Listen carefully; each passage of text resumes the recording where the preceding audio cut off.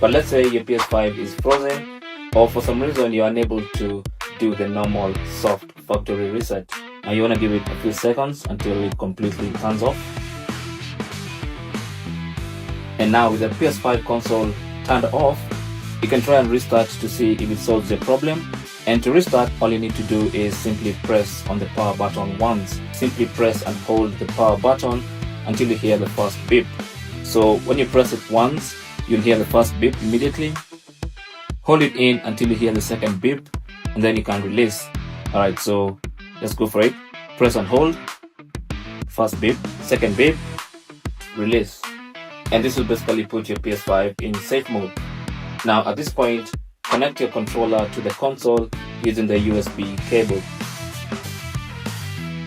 So put the cable in the console and the other end in your controller.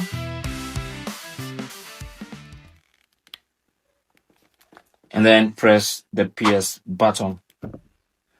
And as soon as you do that, you should see the safe mode menu. Are you sure you want to continue? All you need to do is flick right, select yes, and continue with the reset process.